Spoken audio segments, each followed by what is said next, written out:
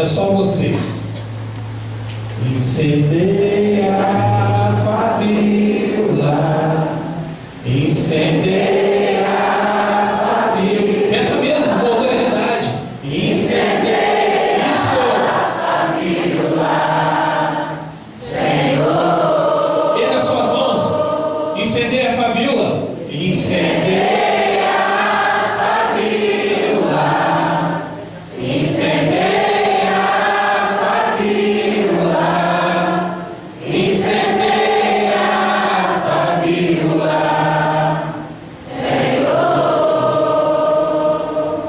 Por intercessão de Nossa Senhora, nós entregamos a Fabíola nessa noite.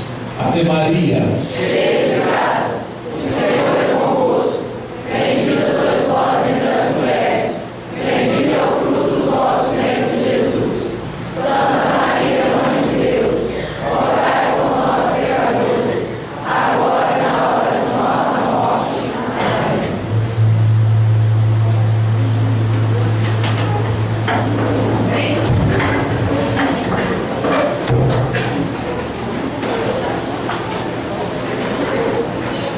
Quem está com a palavra de Deus aí, vamos abrir em livro dos Atos dos Apóstolos. Quem não está, se puder acompanhar com alguém, a gente está lendo todo mundo junto. Atos dos Apóstolos, capítulo 5. Na Bíblia da Ave Maria é na página 1418.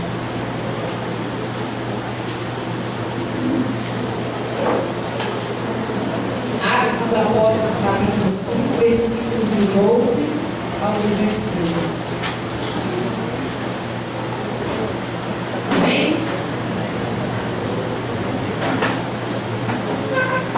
Nós somos muitos, graças a Deus, então eu vou ler, a gente procura acompanhar.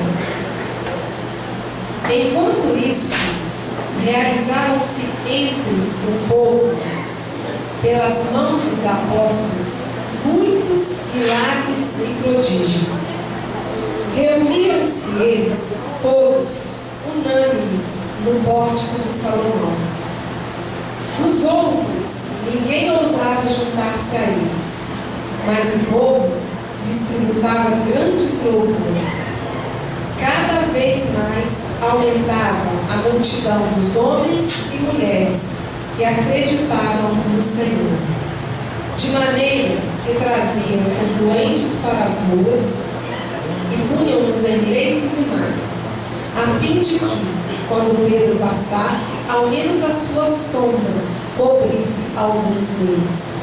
Também das cidades vizinhas de Jerusalém afluía muita gente, trazendo os enfermos e os atormentados por espíritos imundos, e todos eles eram curados. Essas são palavras do Senhor. Graças a Deus. Uma coisa que me chamou muita atenção quando eu li foi essas duas primeiras palavras aí. Enquanto isso. Aí eu terminei de ler, depois li outra vez, li de novo, a gente vai ler até ver o que o Espírito Santo de Deus quer falar através da palavra. Falei, Senhor, enquanto isso o quê? Enquanto isso, realizaram-se entre o povo, pelas mãos dos apóstolos, muitos milagres e prodígios. E quando a gente lê a palavra, a gente tem que transferir ela, porque a palavra ela é a mesma, ontem, hoje e sempre. Então a gente tem que transferir ela para a situação que nós vivemos no nosso dia. É muito bom a gente ler e entender aquilo que aconteceu há 2.000 anos atrás. Mas a palavra que aconteceu lá há 2.000 anos atrás é a mesma. E ela quer acontecer aqui hoje, da mesma forma como aconteceu naquela época em que ela foi escrita. Então a gente procura trazer a palavra à realidade em que nós vivemos hoje. Aí eu imaginei o grupo, nós aqui agora nesse momento. Enquanto isso, realizavam-se entre o povo, pelas mãos dos apóstolos, muitos milagres e prodígios. Enquanto aqui reunido, enquanto todos os outros estão lá fora, enquanto tudo está acontecendo, enquanto muitas tragédias estão acontecendo neste momento agora que nós não sabemos, enquanto muitas coisas boas, enquanto muitas pessoas estão sendo tocadas, aconteciam, realizavam-se entre o povo, pelas mãos dos apóstolos, muitos milagres e prodígios. E essa foi a primeira coisa que me chamou a atenção na palavra. E eu trouxe ela para a realidade. Então quer dizer, enquanto isso quer dizer que enquanto aqui agora nós estamos aqui, muitos milagres e prodígios podem estar acontecendo no nosso meio e estão acontecendo no nosso meio. Pelas mãos dos apóstolos, muitos milagres e prodígios. E quem são esses apóstolos? Esses apóstolos hoje fomos cada um de nós que temos as mãos do nosso irmão. Foi feito um momento de oração aqui hoje. Todos nós somos apóstolos de Deus. A partir do momento que nós nos colocamos à disposição dele. E aí outra coisa que o Espírito Santo de Deus tocou no meu coração.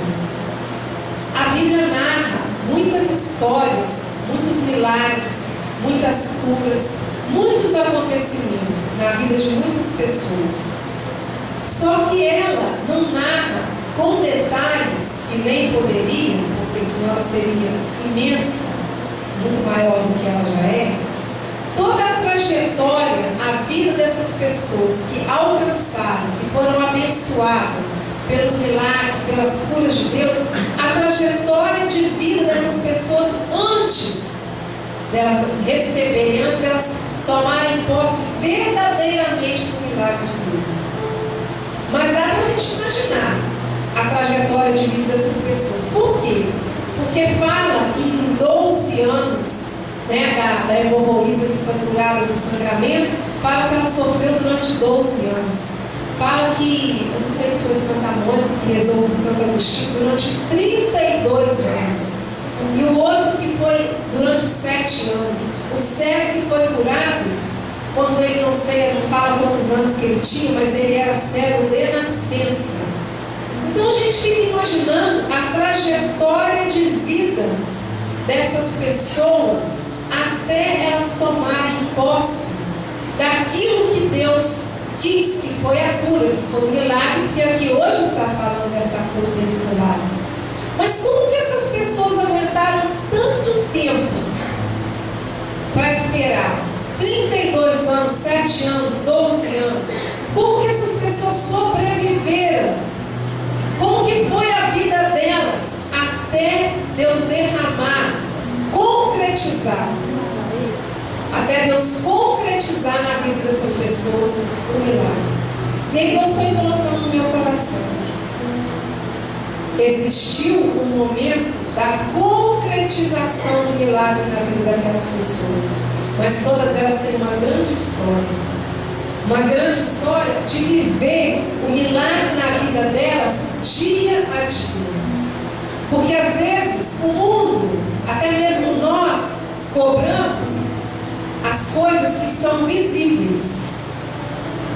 Nós queremos um milagre, nós queremos ver uma pessoa ser curada de uma doença, nós queremos ver uma pessoa sendo curada do alcoolismo, nós queremos ver famílias que estão separadas se ajuntarem, nós queremos ver um problema dentro da nossa casa sendo solucionado assim.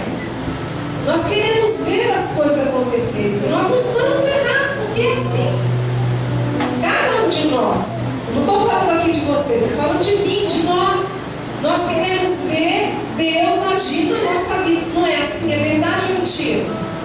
Nós estamos aqui hoje porque nós queremos ver Deus agir, nós queremos sentir, nós queremos entregar nossa vida para Deus, nós queremos que Ele haja. Nós temos paciência para esperar? Não temos, mas é nosso, é natural. E quando é que isso se torna diferente na nossa vida? Quando nós passamos a colher, quando nós passamos a viver dia a dia à espera das coisas que Deus tem para nós.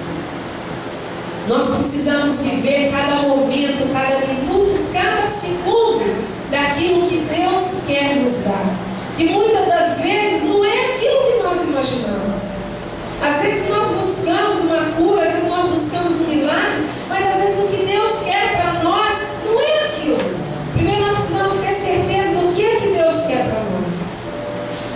Nós precisamos entender e acolher a vontade de Deus na nossa vida. E aí sim, esperar e buscar e lutar por isso dia a dia na nossa vida. Eu tenho certeza que essas pessoas que a Bíblia narra, que foram abençoadas, elas buscaram, elas lutaram, elas sonharam durante todo esse tempo que elas esperaram.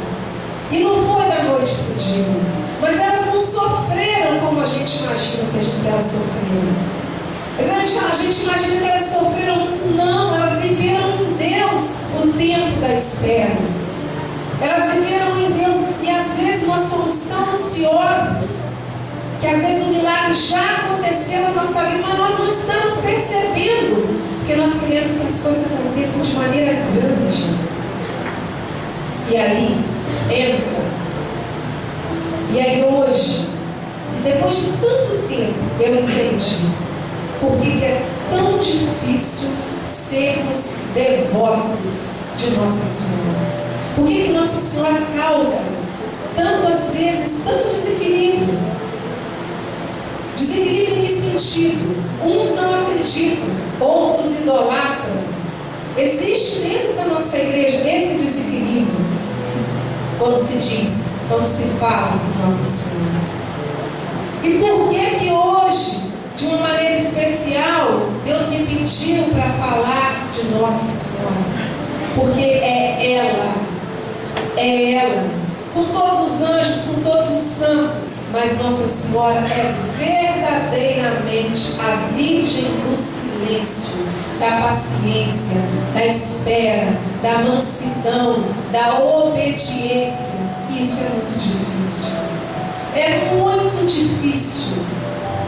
Nós só não podemos dizer que é impossível, porque nós estamos em Deus, porque fora dele é impossível. Nós vivemos aquilo que Nossa Senhora viveu. Nós termos um pouco daquilo que Nossa Senhora teve, que é acreditar, que é saber que tudo ia acabar diante de tanto sofrimento, mas ela acreditava. Bendita foi aquela que acreditou no Senhor. Ela acreditou que Deus tinha um propósito maior para tudo aquilo que ela estava vivendo. E isso deu força para ela viver cada dia da vida dela, porque senão ela não teria forças. Ela viveu sim o grande momento da vida dela. Creio eu, fico imaginando a vida de Nossa Senhora. Deve ter sido quando ela recebeu a visita do anjo, dizendo que ela seria a mãe do Salvador. E o outro momento que eu imagino que seja, foi quando ela soube da ressurreição do seu filho. Mas e até lá? Como que foi a vida dela? Como que ela viveu? Como que nós precisamos viver? Eu não estou aqui, gente, contando histórias para a gente poder entender o que aconteceu. Não, nós precisamos transferir as coisas para a nossa vida.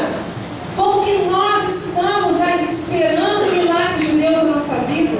Como que nós estamos nos comportando diante das situações que Deus coloca para nós? Nós estamos dando as costas? Nós não temos tido paciência?